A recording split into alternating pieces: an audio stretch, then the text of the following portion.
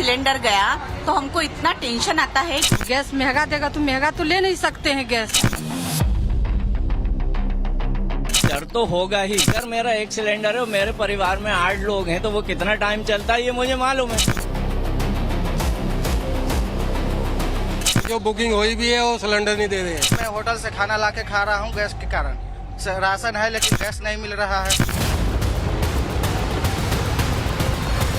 Iran के खिलाफ America और इजराइल की जंग की वजह से करीब करीब दुनिया भर में ईंधन संकट पैदा हो गया है। कई देशों को तेल और गैस की आपूर्ति पर दबाव बढ़ने के बाद ईंधन बचाने के लिए कड़े कदम उठाने पड़ रहे हैं। हालात ऐसे हैं कि कहीं पेट्रोल पंपों पर लंबी कतारें लग रही हैं तो कहीं सरकारें वाहनों की आवाजाही कम करने के लिए ऑड इवन सिस्टम लागू कर रही है ताकि सीमित ईंधन का बेहतर प्रबंधन किया जा सके।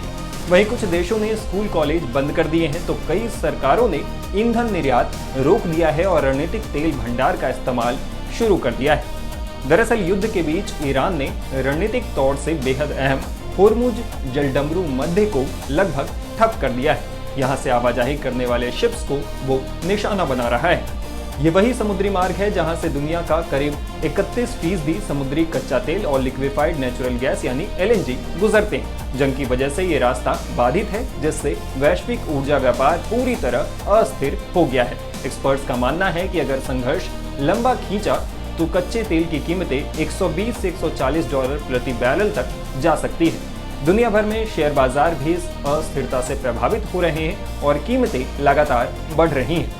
यही वो वजह है जिसकी वजह युद्ध का असर सिर्फ पश्चिम एशिया तक सीमित नहीं रहा। चाहे अनचाहे एशिया, यूरोप, अमेरिका और अफ्रीका तक सभी महाद्वीपों के देश इसकी जद में आ गए हैं और इससे प्रभावित हैं। इस संकट का सबसे ज्यादा असर एशिया में दिख रहा है। पाकिस्तान और बांग्लादेश में हाहाकार। पाकिस्तान में स्थिति सबसे गंभीर है। पेट्रोल की कीमतें 55 PKR प्रति लीटर बढ़ गई है। ईंधन बचाने के लिए सरकार ने स्कूल 2 हफ्तों के लिए बंद कर दिए हैं और सरकारी दफ्तर हफ्ते में केवल 4 दिन खुल रहे हैं। वहीं बांग्लादेश में ईंधन की राशनिंग लागू कर दी गई है। मोटरसाइकिल के लिए 2 लीटर और कारों के लिए 10 लीटर की दैनिक सीमा तय है। वहाँ पैनिक बाइंग को रोकने के लिए पेट्रोल पंपों पर रसीदें चेक की जा रही हैं और अवैध भंडारण को रोकने के लिए सख्त नियम लागू किए गए हैं।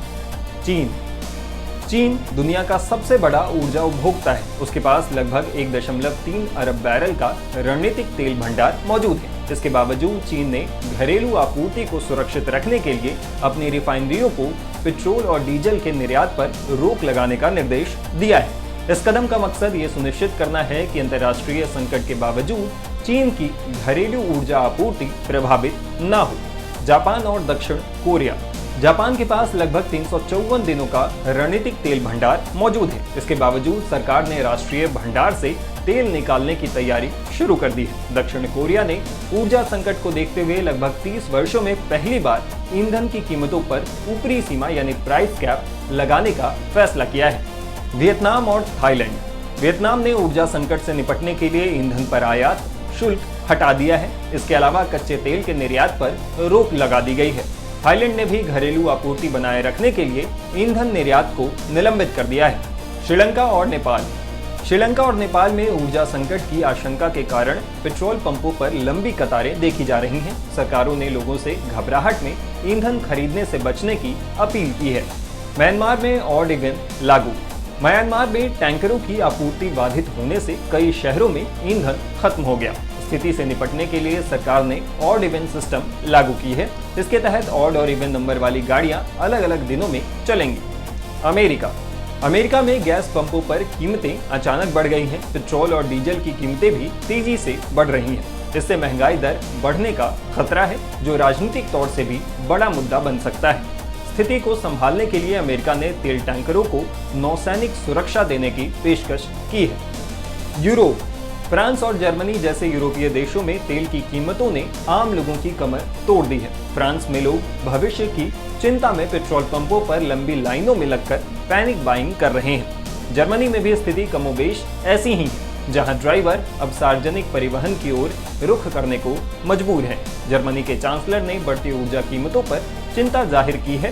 पोलैंड में भी स्थिति तनावपूर्ण है, जहां एक हफ्ते के भीतर पेट्रोल की कीमतों में 14% की बढ़ोतरी हुई है और लोग सार्वजनिक साधनों को चुन रहे हैं। वहीं भारत की बात करें तो दुनिया का तीसरा सबसे बड़ा तेल उपभोक्ता है और अपनी जरूरतों का लगभग 90% तेल आयात करता है। इसमें से करीब 40% तेल होर्मुज जलडमरू मध्य के रास्ते आता है। भारत दुनिया का दूसरा सबसे बड़ा एलपीजी आयातक है। भारत की एलपीजी और एलएनजी आपूर्ति का बड़ा हिस्सा खाड़ी देशों से आता है। युद्ध के कारण एलपीजी की कीमतों में 60 से 115 रुपए तक बढ़ाई गई है। एलएनजी की कीमतों में लगभग 80 रुपए तक बढ़ोतरी हुई है।